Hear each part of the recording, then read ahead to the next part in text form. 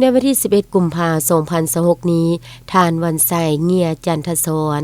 กรรมการพรรคแขวงหัวหน้าคณะโฆษณาพรมแขวงคณะอนุกรรมการเลือกตั้งสมาชิกสภาแห่งชาติสุดที่10และสมาชิกสภาประชาชนแขวงสุดที่5พร้อมด้วยคณะได้ลงเคลื่อนไหวเฮ็ดเวียกร่วมกับบรรดาอนุกรรมการคณะสินำการเลือกตั้งของเมืองท่าพระบาทในพิธีทานวงดอนปัญญานุวงศ์ประธานแนวร่วมสร้างชาติคณะสินำการเลือกตั้งขั้นเมือง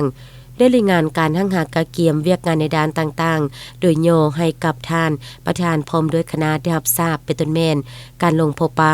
โฆษณาหาเสียงของบรรดาสมาชิกสภาแห่งชาติและสมาชิกสภาประชาชนแขวงภายในเมืองในระยะผ่านมาจนฮอดปัจจุบันการจะตั้งปฏิบัติเวียกงานกระบวนการโฆษณาผ่านสื่อเพื่อให้พ่อแม่ประชาชนได้รับรู้เข้าใจ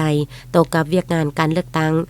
การจะตั้งปฏิบัติเวียกงานป้องกันศาสตร์ป้องกันความสงบและอื่นๆพร้อมเดียวกันยังได้นำพาท่านประธานพร้อมด้วยคณะลงติดตามการโฆษณาหาเสียงของบรรดาสมาชิกสภาประชาชนแขวงอยู่ภายในเมืองท่าพระบาท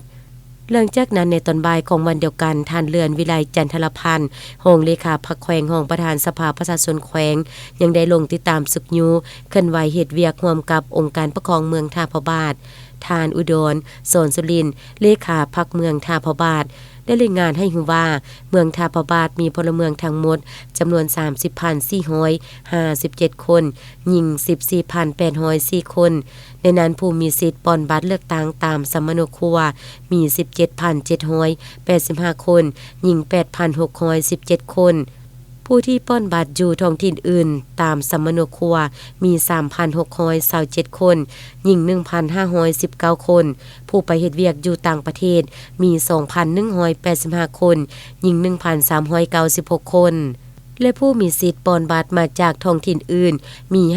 549คนหญิง248คน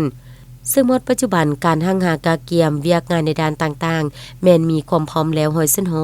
หลังจากนั้นคณะอนุกรรมการเลือกตั้งคันเมืองยังได้นำพาท่านรองประธานสภาประชาชนแขวงลงติดตามการกะเกียมความพร้อมของหน่วยปอนบัตรโรงเรียนทหาร301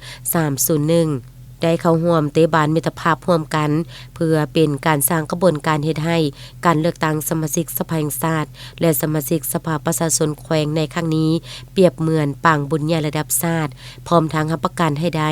ใน4ระดับคาดหมายคือนำพาผู้มีสิทธิ์เลือกตั้งไปปอนบัตรเลือกตั้งให้ได้